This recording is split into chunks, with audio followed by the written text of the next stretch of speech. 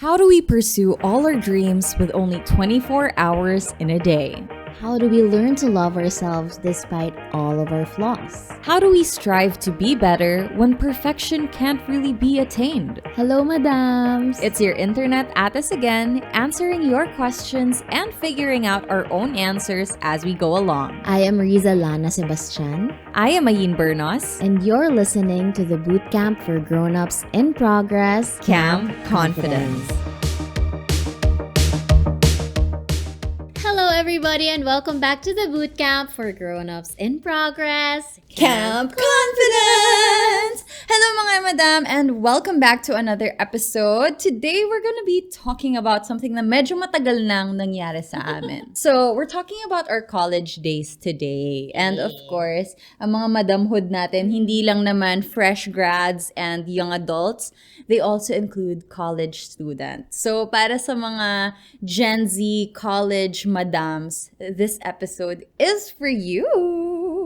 Yes, exciting. All of the lessons, all of the failures, all of the things that we wish we knew when we were in college. Pag-usapan natin. Did you think, madam, na who you were in college molded you to be the person you are today? To be honest, medyo hindi. I don't think so. Wow. I don't think so. Kasi way back in college, sobrang shy ko talaga. I was a very shy person. I did not have enough opportunity to shine back then. Ako, sabi ko nga kanina, I felt like I was a wallflower. Kasi, ako yung goody-goody, ako yung high Hanggang grades, ngayon pa rin ako naman. yung pumapasa, ganon. Alam mo yon, parang very grade conscious. Tapos na-mention mo kanina, madam, na I think we're the opposite. Yes, we are. We are the opposite. Kasi if si Madam Rizza, grade conscious, everything scholar, ako, I almost got debarred. I almost got debarred for my first degree program. I had to shift. So, irregular student ako. Na-delay ako ng graduation. I didn't get into my dream school. As in, oh my gosh, it was crazy. But, if there's anything that I think we can take from our experiences, it's that who we are in college does not have to define us for the rest of our lives. But at the same time, that's a really good place to start building the kind of person you want to be and the career you want to have. Correct. What was your course in college, madam? So, my first degree program was interior design. Yes, so I was in fine arts. Tapos, muntik ako ma-debar, so I had to shift to another degree program. And at that time, ang only available was either history or English. Tapos inisip ko, English na lang. Parang mas may chance ako doon at succeeding. So that's why I became an English major. Nung madam, nung papasok ka ng college, meron ka ng, eto yung future me, kaya eto yung gusto kong course. Kasi madalas sa atin, parang, alam mo na kung ano yung gusto mo in the future. So, in your case? Not at all. As in, when we had our high school graduation photo, ang theme kasi namin doon sa creative shot, is your future self. Madam, wala akong idea kung sino yung future self ko that I showed up sa photo shoot ng yearbook bringing a suitcase. Kasi all I knew was I wanted to travel for a living. I wanted to be able to travel while I worked. Hindi ko alam yung gusto kong trabaho. Kasi I do not dream of labor. Sa totoo lang, hindi ko dream magtrabaho, before especially. Nung high school ako, gusto ko lang naman mag-enjoy, magkaroon ng magandang buhay. And wala akong strict path. Because I guess nung high school, it just felt like lawyer, doctor, engineer, parang accountant, nurse. Parang ganun yung mga di naman ako. What's my occupation? TikToker. Traveler. Pero it just felt at that time very confusing. So, when I applied to universities, iba-iba yung course ko, like interior design, communication, business administration, kung ano-ano yung mga ina-applyan ko na hindi ko naman alam kung ano. So, yeah, I was not like that at all. What about you? Ako, hindi ko alam kung gusto ko ba siya or sinabi lang sa akin na yon yung dapat. Ako, nung high school, I wanted to be a nurse. Really? I wanted to be a nurse, medical field. Ang choices ko noon were nursing and accounting. Accounting kasi yung mom ko accountant. So, sabi ko parang ay gusto ko rin ng ginagawa niya, ganyan. My dream school was UST. Goste. Yun ang dream school ko. But, since we live in Las Piñas, sobrang layo ng UST sa amin. Sa mga OG madams dito, alam nyo na sobrang strict ng parents ko. And ayaw nila akong ihatid sundo. Ayaw nila akong mag-dorm. Hatid sundo ang layo-layo, ganon. So, sabi, iniyakan ko yan, madam. Iniyakan ko, gusto ko mag-exam sa UST. Ay, hindi ka man na nag-exam? Nag-exam ako. Okay. Kasi iniyakan ko. Gusto ko mag-exam. Nung time na yon, nursing was a quota course. So, late na akong pinag-exam. So, kahit pumasa ako, waitlist kasi ako sa nursing nun. Tapos, pasado ako sa accounting. Sabi ni mama nun, okay, mama and papa ko, okay, kapag may pinasakang kahit isang course sa test, UST ka. Sabi ko, sige, let's do this. Ganon. Naman Yun na nga. Sabi nila, basta, hindi ka mag-UST. So, parang ako, okay, sobrang crush yung dreams ko noon kasi gusto ko talagang maging nurse or accountant back then. Tapos, dito kasi sa South, sa Las Piñas, yung mom ko kasi nag-work siya sa accounting department ng Southville Foreign University. Yung Southville Foreign University, sila, dollars ang tuition fee doon. Dollars.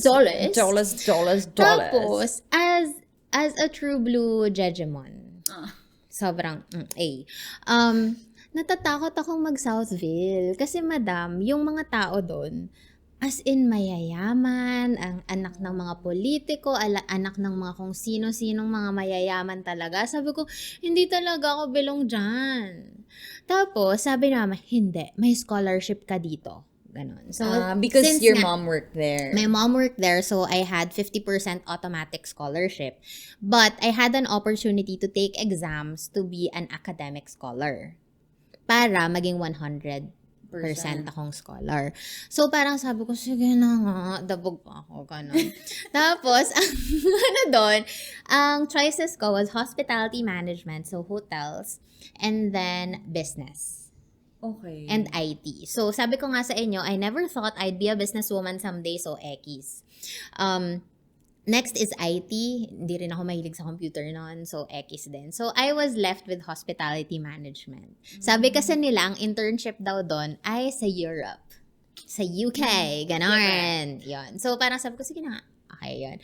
But then, sobrang natuwa din ako kasi yun nga, again, it molded me into the hospitality girl and customer-facing girl that I am today.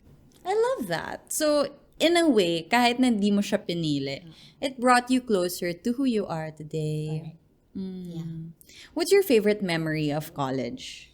Favorite memory of college? Actually, medyo mixed to eh. Medyo mixed siya. Kasi, favorite memory and pasaway moment. Kasi ayun nga, I was a scholar, so expected na president's list, mataas ang grades, leader, ganyan. Pero, nung latter part, pag-graduate na kami. Last year, pag-graduate na ako. Nagkayayaan yung mga friends na unang-una magmamakdo lang. Tara, McDo lang siya. Okay, sige, let's do it. Ganon. Tapos biglang, etong mga kaklase ko, may mga sarili silang kotse. Ako yung taga-sakay lang, ganon. Ako yung pasahero, ganon. Tara, Tagaytay tayo. Tapos parang ako, kapang-kaba talaga ako. Hindi naman ako makababa. Hindi ako, sinabi ko sa kanilang, ayoko, ganyan. Tapos okay lang yan, last day naman na. Pag-graduate na tayo, pwede na tayo mag-Tagaytay. Tapos parang, oh my God. Tapos maya-maya. Last day of school. Last day of classes. Pagbigyan mo na sarili mo. Ayun na nga. So, ito na nga, pinagbigyan ko na nga. Tapos, yung dean tumatawag na sa amin, nasa na kayo? Kasi kami, very intimate yung batch namin. Parang mga 7, 8 lang kami sa batch. Sobrang konti. Sobrang konti namin. Kasi students? Yes, sa batch namin, that time.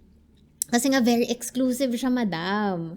Ganon. So, tapos parang sinethreat nila na, yung mga scholars na kasama nyo, matatanggal ang scholarship nyo, hindi kayo gagraduate. Tapos parang ako, kumakain ako ng bulalo, umiiyak. As in, grabe, umuwi na tayo. Sabi nyo kasi magmamakno lang tayo eh. Tapos as in talaga, iyak ka talaga nun, grabe. Tapos talagang nag-appeal pa kami nun, nag-apology. Tatlo kasi kaming scholars na magkakasama nun. Tapos nag-appeal pa kami, ganyan-ganyan. Tapos, long story short, gumraduate naman ako. At di naman ako pinagbayad ng tuition fee. Ganun. Okay. So, threat lang pala yun. Syempre, takot na takot ka na Yeah. nun. Diba? Tsaka wala kang pambayad ng tuition fee. Kaloka naman. Diba? Last day na naman. Pagbulaluhin mo na yung tao. Let us bulalo in peace. Grabe, madam. Yung most memorable and most pasaway story mo is the last day. Ano ba yun? Ano ba yan? Pero at vanilla ko talaga. Good for you that you're a good student. Yeah. Good for you na rin. Your parents should be proud of you. Baka naman. Thank you. Nagrereklamo pa po ba kayo, tita? Ano sa akin? My most memorable, I would say, joining pageants. Ay! Rar. Pageantera talaga ako ever since. I love pageants. So, sumali ako twice kasi dalawa yung degree ko, di ba? Yeah. So, the first one, sumali ako Mr. and Miss Fine Arts. The second one, sumali ako Mr. and Miss AB. Okay. Kasi so, parang nag-college lang ako para mag-pageant. Bakit ba? Hello? It molded you to who you are today. It did. Alam nyo, actually, funny thing is, that's how I discovered that I have a knack for communication. Because when I was in high school, almost the same people yung nag-host ng events. It's always the same people who would recite. Ako, hindi talaga ako yun. But then, I joined a pageant my first year and my fourth year. And both times, they were like, Ayn, magaling ka pala sumagot. Tapos parang ako, maybe I can do this. Tapos dun ko lang siya in-explore. Yes. So, favorite ko talaga yan. Naku, best in talent ako, madam. Rar. Yes. Anong tinalant mo doon?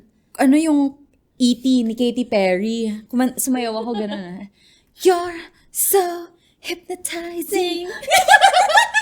Kadire. Pero nanalo ako best in talent. But my favorite is winning Miss Congeniality. Yeah. Because as you know, I take pride in being friendly. Yes, you've always been very friendly. Lagi niya akong inaampon.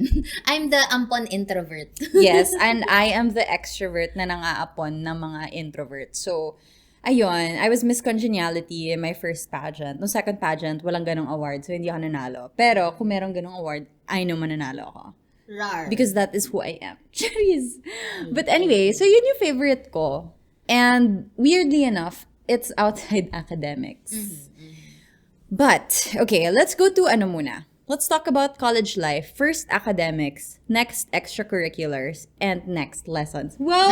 May format. May agenda. Ganun dapat. So, ano yung lessons mo, madam? Or tips? Since ikaw yung ating academic, between the two of us, ikaw yung academic, ano yung tips mo for our madam listeners na want to be better with grades, with requirements, school? Anong tip mo sa kanila? Ako, matindihang time management talaga. As I know, mahirap siya kasi madalas sabay-sabay. Ano lang, kailangan mo lang i-categorize kung ano yung priority mong subject. Okay lang na, hindi kasi kayang sabay-sabay minsan. Although ganun yung mga prof minsan, sabay-sabay. But kailangan mo lang talagang i-kalendaryo, prioritize, ganyan. And make sure you allow yourself to have enough time. Yun. Kasi ako talaga gusto kong I'm taking my time with research. Marami rin ako mga cramming moments na parang, oh my God, last day, eto na, magpupuyat ako. Pero I don't like giving myself unnecessary pressure. Yeah. So, kailangan mo talagang i-kalendaryo as much as you can. Kung kaya ng mas maaga, gawin nyo ng maaga. Kasi your future self would thank you for that. Tsaka, this is also a reminder that your grades definitely will not define you as a person. Okay lang if, not okay. Hindi matatapos ang buhay kung bagsak ka. Or umulit ka, or delayed ka. It's okay. Delayed. Ako yung delayed. Ako naman, hindi naman ako, well, wala akong advice sa grades. Because honestly, it's kind of like, natuto lang ako maging maayos na adult when I was already an adult. But when I was in college, the one thing I'm really proud of was my thesis. Dun ako proud because my thesis, I actually did right. I was nominated for best thesis. And you know why? Because pumili ako ng topic na gusto ko. And usually the case is, I think now na looking back, na-identify ko, my problem was, I was studying things I didn't like. I was studying things I didn't enjoy. Pero, nung thesis na, nakapili ako ng topic na gusto ko. And my thesis was about colorism. And you know naman, yung bugso ng damdamin ko pagka colorism ang pinag-uusapan. Very passionate ako about it. So, because I liked the topic, nagawa ko siya ng maayos, na-defend ko siya ng maayos, and everyone was happy about my thesis. So, ayun, yun yung, alam mo madam, sobrang confident ko. Ako lang yung nag-iisang student na nag-imbita ng pamilya nila. Pinapunta ko yung family ko. Yung tatay ko, nag-leave ng trabaho para manood sa akin mag-defend ng thesis. Tignan nyo ko, ang galing ko. Tapos diba? Ewan ko, I just felt like, I can do this right. Because I knew I wanted it. Yeah. Yun talaga kapag malapit sa puso mo yung ginagawa mo. It makes such a huge difference. Now, speaking of malapit sa puso mo and ginagawa mo, extracurricular activities, did you ever get to choose what to do? Yeah, I was in Glee Club. Song of Christ. Song of Restorism. Ganon. So, I was in Glee Club. I loved singing. I love singing, yung mga performances, ganyan. Yun, fanay ako ng mga, cradle ang tawag doon sa amin. The cradle, ayan. So, yun. Ako yung laging, ang tawag dito, yung sa acting and singing, ganon. Kasi maarte ako. Tare, artista pala tong kasama ko. Hindi ko naman alam. Did that help you in terms of building your character and your work ethic? Character, confidence, and discipline, definitely.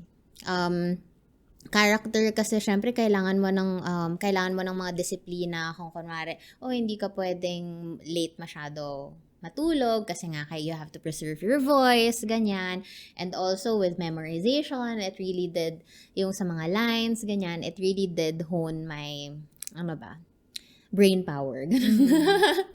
And then, confidence. Kasi, di ba, kahit, yun, dun siguro, now that I realize it, dun ko siguro na-start yung still doing things even if you're scared and you're not confident enough. You feel like you're not perfect enough, but doing it anyway. I feel like doon sa college ko and sa orgs na-hone yun. And I think it's so important. Kaya nga, when parents, not my parents, because my parents were supportive, but like, parents of my classmates, when they would complain about org work, parang ako, bakit nyo pinapigilan yung mga anak nyo mag-org? Org na nga yan eh. It could be something else that they're spending their time on, but it's org. Okay. And honestly, org work, I think, is so empowering because number one, you get to choose kung ano yung gusto mong gawin, anong field. You get to explore. So kahit na English major ka, if you want to, for example, explore theater, you can do it through the org. Right. Ako ang orgs ko noon, I was part of, actually, student council. I was leader na talaga siya. Thank you very much. Yes. Actually, ewan ko. I was treasurer nung pioneer batch ng English Language Studies Society. And it allowed me to organize events, meet with yung mga speakers. As a Virgo, sobrang na-enjoy ko talaga yun. And it was so life-changing for me because I realized that I was capable of a lot of things more than just yung ginagawa sa classroom. So, even when outside of class, outside of the school system, na-realize ko na, kaya ko din naman mag-lead. Mm-hmm. So, ayun. Nadala ko siya hanggang nagtrabaho ako. Yeah, tsaka I think that orgs are also a way of networking or meeting different people from different courses. Yeah. Oh, fun fact. You know Yanni Moya? Yeah. Yani Moya, finance coach, Coach Yani Moya, she was a friend from college. Yes. And isa pa yung ma-org. Doon kami nag-meet. Hindi sa, Lar. parang, part kasi ako ng, ngayon ko lang naalala, dance org. Tapos nung time na yun, yung best friend niya, dance org mate ko. So kami ni Yani, sinasabay ko siya pauwi. Okay. So nakikisabay siya sa akin. Tapos yun, dun kami naging friends. Tapos ngayon, she's a TikToker, a finance coach, siya yung financial coach ko. And again, this was all through college. Nag-meet kami nung college. We fostered that friendship, not to this day. Yun, parehas kami ng manager and everything. So, it's just really cool how many amazing people you'll meet at their beginning stages. Correct. Friendships din talaga. Yeah. Sino pa ba? Ang dami ko mga successful people na college ko si Angelique Manto. Oh, hi! Hi, Angelique Manto. Yes. So, si Angelique was actually my college mate. That's why I know her. And I've always known that she could be something bigger. Kasi when I first saw her sa mga org, sa mga events, kasi she was our courtside reporter, but other than that, she was also our Miss AD at one point. So, when I saw her, sabi ko, one day, sasali to ng big national pageant. And I was hoping Miss Universe. Noong time na yun, wala pa kasing Miss Universe Philippines. But I was like, this girl's gonna go places. And Look at ayun, her now. Look at her now. Kaya, Rooting for you, Angeline. diba? Amazing talaga to see so many people in college and then you look back, boom. Big time. Tsaka now, madam, I realize na yung very successful in their own fields na mga college classmates ko, sometimes hindi naman sila yung mga matataas na grades. Yes. Ganon. So, kaya doon ko talaga napatunayan na grades really doesn't define you. It will definitely be your hard work and your grit. Yun talaga. Making things happen for you. Yeah. Ganon. Kasi naalala ko noon, meron akong friend, si Rustan. Talagang lagi siyang pasaway siya, ganon. He's the pasaway in our batch. Tapos ngayon, very successful na siya. He owns a restaurant. He franchises his restaurant. So, yun talaga. Hard work, grit, and patience, and kindness. Wow. Yes. You know, I have a friend who, so another friend of mine that is very successful right now, na na-meet ko in college, si Carlos, who is my friend who lives in Italy. If you guys have seen my vlog abroad sa Italy, siya yung friend ko na nag-move na, tas created his own life there. Very successful, creative. When we were in college, we were struggling with grades. As in, irregular students kami. Pero the thing is, Carlos is very street smart.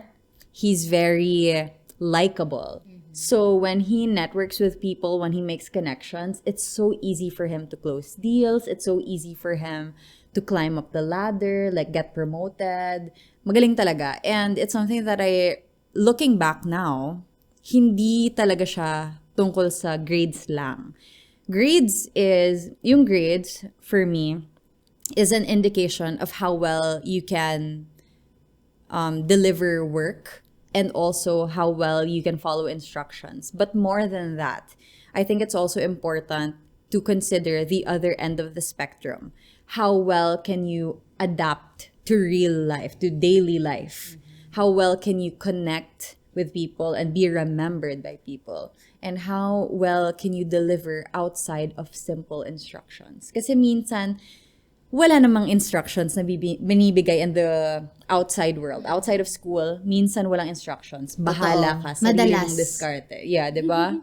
So, what do you do when there are no rules? And I think that's one thing that I learned from friends, from mentors, professors, yung personal relationship outside the classroom, and more importantly, orgs.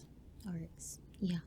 I agree. I was in UP Visayas last week, madam. And it gave me a lot of energy being with Gen Zs, ganyan. Kasi ang daming happy talaga ako sa energy ng Gen Zs. Especially, hi, UP Visayas.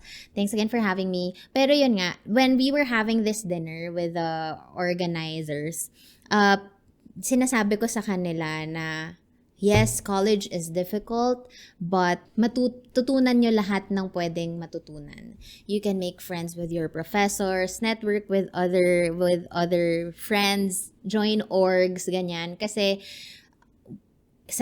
iniisip kasi nila na kapag natapos na yung college, parang okay, panibagong buhay. But when you finish college, it's just the start of your life. So, college doesn't need to define you. The grades doesn't have to define you. Your friends doesn't need to define you, 'di ba? So, ayun, enjoy niyo yung college kasi sobrang fun ng college. And, ayun, kasi in the real world, it's tough and difficult and cruel, but at the same time, it's your hard work and grit that will make you survive life. Last tip from the internet at us, aka us, self-proclaimed. But I wanted to ask, how did we survive college? And what tip would you give them para ma-survive din nila? Surviving college. Have self-discipline. Disiplina talaga. Isa yun sa pinaka mahirap. Kasi motivation is one thing. Disiplina, kapag tinatamad ka, kapag ayaw mo magpasa ng work mo, it's a different level eh. Kasi doon I feel like nade-define yung ibang mga tao na minsan kasi kapag bumagsak ka na, ayaw mo na i-try ulit. Or kapag napagalitan ka ng teacher mo, ayaw mo na i-try ulit. But it's all about trying and trying again. The discipline to choose to try again. I love that. Choices. Choose. Keyword. Rar. Per slay. My final tip would be to stay curious and explore. Kahit na I'm not like you, na may disiplina nung college ako. Wala talaga akong disiplina nung college ako. But I was curious. And I think that's what helped me survive. Na even though hindi ako magaling dun sa academics, sa grades, I was curious enough to ask, anong matutulong nito sa akin? How can I make this work for me? How can I make sure na pag-graduate ko ng college, hindi ako maiiwan, hindi ako mawawala, and hindi ako mawawalan ng opportunities. So that's why I was curious enough to intern. So nag-intern ako sa magazine, nag-intern ako sa digital marketing agency, part-time work ako sa Red Bull, and then nag-student council ako, nag-dance troupe ako, nagsalinggawi ako at one point. Sobrang dami because I was curious. And maybe I wasn't the best academic performer, but at the end of the day, it was enough for me to survive, to have fun, and take things with me out into the quote-unquote real world. So, ayun lang naman mga madam. We hope that helped, especially our mga madam Gen Zs. We love you, we see you, and if you want more episodes like this, just let us know. Tag us at Camp Confidence Radio, at Rizza Lana, and at Ayn Bernos. And if you guys are listening on Spotify, YouTube, don't forget to rate us 5 stars. Minimum, please. Thank you so much. Yes. Thank you so much mga madam for listening, and we'll see you guys on the next one. Bye!